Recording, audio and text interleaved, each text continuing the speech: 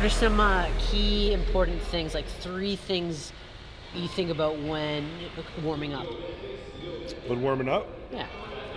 I tried to basically just warm up, get blood, get some mobility in the areas that I'm training. So today, for example, I'm training back. So I have like really tight shoulders, so I'm working on getting lots of mobility throughout my shoulders, warming everything up, warming up my lats. So I pick movements that I feel are gonna pretty much prepare me for my workout. So I spend about maybe 10 minutes before the workout. Not too much like static stretching. I don't know if you're gonna see, but I was using actually the ski rig over there. I really like that for warming up lats, because it's almost like a pullover. So yeah, everyone will find different things. I also do a lot of like external rotation for my rotators with just one of these yellow bands. But yeah, basically I would just like tie this to something. Usually people think of this exercise when they think of doing chest, but it's good for back too? Yeah, because a lot of our back movements, if you're trying to hit the lats, you need to use external rotation. So where your elbow is determines where you're sort of targeting your back. So if we're doing like a pull down, for example, if our elbows are pointing out that way, we're going to sort of involve more teres upper back. Now, if we externally rotate, for example, if you're doing an underhand pull down, now your elbow's facing forward, you need external rotation, and now that's going to help target the lat a little easier. So definitely a good idea to warm all that up before you are training, especially if you're trying to hit your lats. Hey, what's up guys? It's been a while since I've been on the channel, but today I'm excited because I'm going to be working out with 2 of my athletes and friends. Cody, Amey, who's 4 weeks out from his pro debut, and Valerie, who's going to be doing her second pro show in 9 or 10 weeks, which is the Vancouver Pro. So we're going to take you guys through the back workout that we've been doing for the last 2 or 3 weeks. Basically every week that we pick these exercises in a specific order, and we're really enjoying this training, and every week we're trying to improve upon it and get better connection within these exercises. So we're going to get this workout started. We're going to do a little warm up, and we're going to kick it off with some dumbbell pullovers. Have you been training with these guys often? No, actually we did that back workout 4 days ago, and I'm actually still a bit sore, like just like when I flex my back, but it's been so good. So it's been really good to like learn more thing and like really push hard. That's what I need right now. So yeah, it's been great. It's nice. Hey, please do not text to me. I'm trying to get it, working to become the best of me. I'm doing my job, that includes whipping and keeping the recipes. I cannot stop, I gotta get it till legends are next to me. Till legends are next to me. Hey, please do not text to me. I'm trying to get it, working to become the best of me. I'm doing my job, that includes whipping and keeping the recipes. I cannot stop, I gotta get it till legends are next to me. So we're done with the dumbbell pullover there. So one good takeaway for this for you guys is, you know, everyone thinks like full range of motion. But when we say full range of motion, for us today, we're trying to get full range of motion in the lats. So of course you can always get more range on the pullover. So I see a lot of people do this and they're like trying to get as much range of motion as possible. But your lat only has so much range in it before it dips into your shoulders and other muscles. So that's something important. I want the lats to tell me when to stop. I don't want to force my body through this range where I have no more range, and so I'm forced to stop, if that makes sense for you guys. So it's like, let your muscle tell you, okay, I'm in the muscle, I'm gonna consciously stop because that's all the range I have within that muscle before using other muscles to get extra range. So when someone says full range of motion, you know, don't take it so literally, you know what I mean? Because I see a lot of people doing the dumbbell pullover and they're just going literally as far as they can in the range, which can be very dangerous. Keeping the recipes, I cannot stop, I gotta get it till legends are next to me. Till legends are next to me. Strong on the foot. You still have some weight on the other one. Glute, yeah, I'm still on this, right? You're just using this as like a lot of weights in the foot and the glute loaded up, and then we're turning this shoulder kind of in, and we're stable here. And try not to like use any like body language, just like get really stable and set, and then we're just gonna stay here. Right? So this machine. Yeah, not everyone's going to have access to this machine, obviously, but this is just an exercise that Eric Seaford, you guys might have seen in some of my videos, he basically just showed us this because we tried to design a workout that was good for us, that could like get us warmed up, get the lats activated, which we did the pullover. Now we're doing this. This is sort of a segue into our next exercise that we're doing, which is going to be the Nautilus Row. So it's just getting everything activated. This one's warming up the lower lat, the lat, and it feels really good. It's great. There's a whole bunch of cues here that we're sort of paying attention to. You might have seen me explaining, but like, you know, all the weights in the foot, loading the glutes, and we're keeping the body. If you imagine, like, there's so many different analogies you can use, but we use one called, you might have heard me say, tube. It could be a tree, whatever it is. It could be a pole. So whenever we're doing a lot of row movements, we're picturing like our spine, our body, right through to our neck. Everything is very straight, almost like there's a tube right through the center of your spine, right through your body. So nothing's moving. So now with that analogy, you're like, okay, tube. So you're like, you're really stable, nothing's moving but your arm, right? Because a lot of people, when they do back, what ends up happening when they're doing their negative? They're going forward, right? So that's something that's helped, you know, the three of us. So you might hear us kind of saying it through some of our movements today. Yeah, and the cool thing with that analogy is that, like, even on the negative, you can picture, if you picture your, like, you know, a tube through your body, on the negative, it's almost like your lat is wrapping around that tube while the tube is still staying stable. So like picture the lats wrapping around. So it's something that's helped me a lot because I always use a lot of like body language with my rows.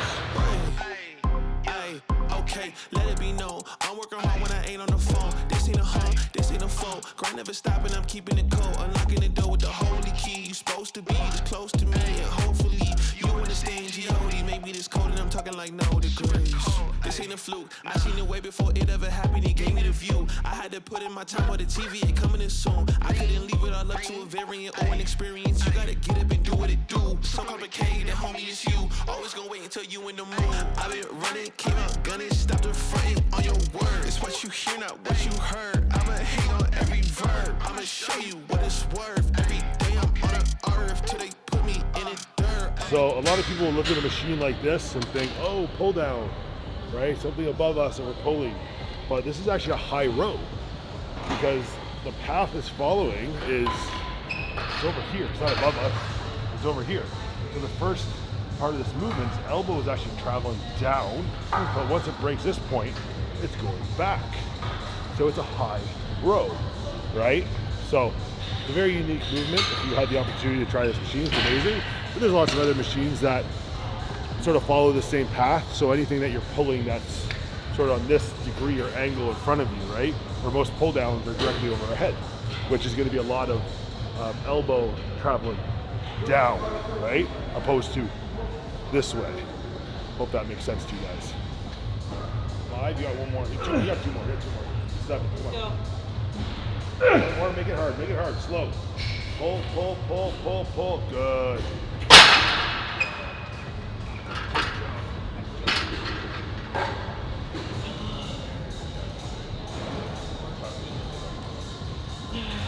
You got it. Come on. It's easy. One more. Make it hard. Hold that there. Hold. Elbow, drive down. Good job.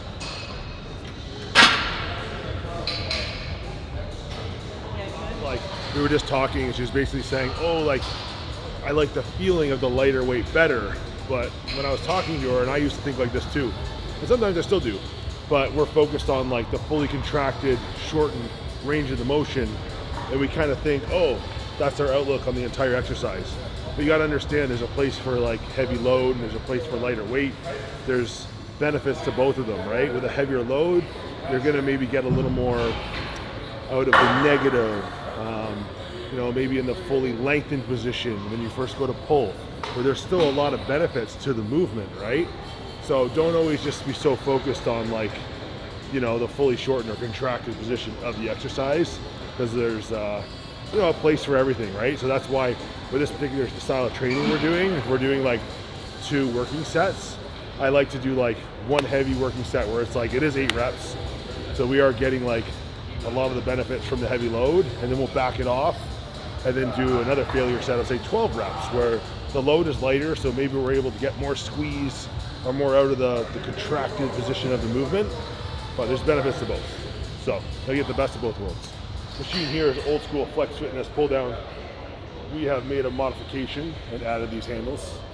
You know, the way this machine is set up is a chin-up bar, so which is primarily going to be more upper back, more teres, because again, our elbows are pointing to the sides. So using these handles, we're able to be externally rotated, elbows in front of us, more emphasis on the lats. And the way we're doing this one today is we're kind of letting it pull us and lengthen us. We're getting a big stretch with this movement while staying externally rotated, so it's pretty unique. And the way this machine works is it's kind of like on an arc. So it feels much different than any other exercise. Well, with Valerie here, that when she goes up, when she stretches, everything is lengthening, everything's really pulling up. Getting a big stretch, opening up, it's lifting her, just pulling through. Good. Driving in those elbows. Down, squeeze. It's almost like it's lifting you up and out of the seat, like it's pulling you. And her waist is almost getting smaller as it's lifting her up. You can actually see when she goes up, her waist actually like pulls in. Pulls in. Yeah.